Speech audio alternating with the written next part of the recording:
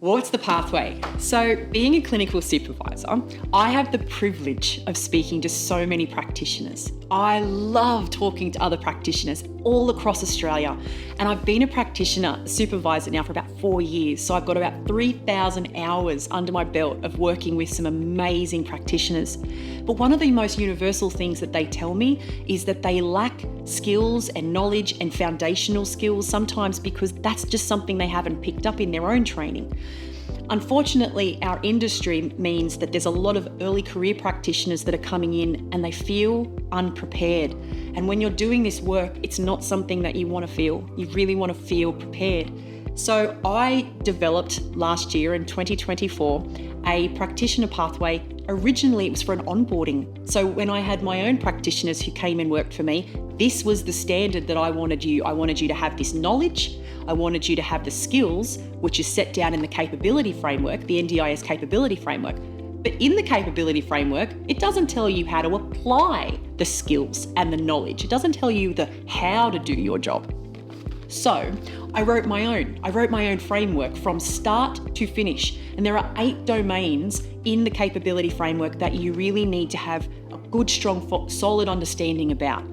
So I wrote, after the 60 practitioners did this course last year, they gave me this feedback. They said, Amy, we really need this online. There's so much information. There's over 800 pages in 8 different handbooks that I created. And we need time to listen to the content. You're teaching us this.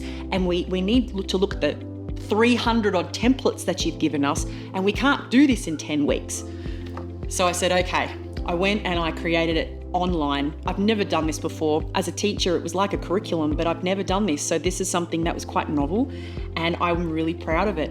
And so we've launched online, and every module, it's a total of about 30 hours of self-paced lessons that I have curated. I've provided about 400 resources, and these are textbooks, almost textbooks, that give you a guide to do your job. So if you're an early career practitioner, or if you're a core practitioner who's in your first 2 years of work, and you're still unsure about human rights models of care, you're still uncertain about risk assessment, you're still getting your head around how to do a functional behavioural assessment, you're struggling to know exactly what to include in a behaviour support plan and potentially what to omit, because some of these behaviour support plans that I've read, they can be over 100 pages long. I don't know about you, but I don't want to sit there and read 100 pages about my child.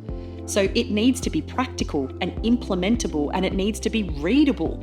A lot of practitioners are not given that training. They're not given that on the job, and they're not given that in their university qualifications. Some of them come into this without any qualifications.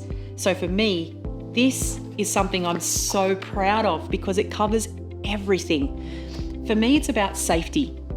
As a person with lived experience with disability, as someone who's a caregiver of 2 children who have an NDIS plan, I want to trust my practitioners. I want to trust that they know what they're doing. I want to trust that they're not going to use the funding and the hours that's been allocated to them in a way that's not meaningful and effective. I don't want them to waste money, because at the end of the day, I'm also a taxpayer. I don't want my tax dollars to be going to reports that are not usable, and I don't want my tax money to be going in any way, shape or form to something that I can't actually give to other people. So for me, this is everything I've learned in 10,000 hours of being a behaviour support practitioner, all my mistakes, all my failures, all the things that I needed to learn, some painful along the way, and I'm sharing it with you. What you also get though, is you get worked examples. You actually get examples of my work over the last 4 years, so that you get to go compare and contrast what they look like. And well, how does yours stack up? Do you write your plans like this? So it's a sneak and peek. I've been endorsed as an advanced and specialist behaviour support practitioners by 3 different supervisors, which means that I've submitted evidence to 3 different supervisors who are senior practitioners to show them that I meet the criteria in the capability framework.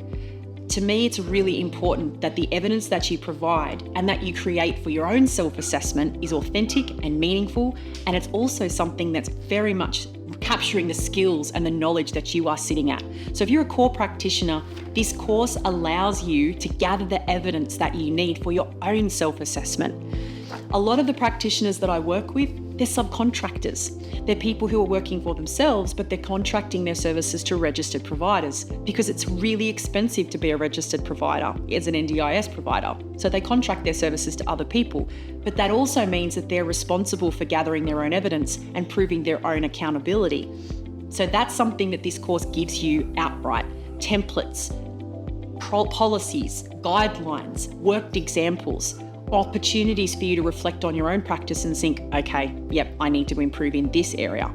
Because being a behaviour support practitioner is really nuanced. It isn't one job. It's actually 8 different components in your job that you need to manage and balance in your calendar and with your client journeys. And that's something that can be really difficult to do. So I support you through that. And it's something that I've gotten 100% feedback on for everyone who's completed the course, which I was told recently that's absolutely really rare. I was really proud of that. But I'm someone, having gone through the self-assessment process 3 times myself, I'm not happy with just one person's opinion. I went and had my course independently reviewed by Adjunct Professor Dr. Jeffrey Chan, who's the former Senior Practitioner of Victoria. He is someone who is an industry titan in Australia and a universal voice for human rights-based practice. He independently reviewed this course and he told me it was at best practice level and that it's something that he could compare to a graduate certificate of a university. And he's actually the Adjunct Professor of University of Queensland. So it's something I was really proud to receive that feedback, that he's recommending people who are early career practitioners and even companies and organisations who don't want to onboard, they don't have the time to onboard early career practitioners. They send them to me. They send them to me to do this course so that this is a course that's saving them time and money, but it gives their practitioners the ability for them to learn something that's meaningful. They know it's a really good quality product, it's current, and it incorporates everything that you need to know foundationally to do your job and feel really competent and confident.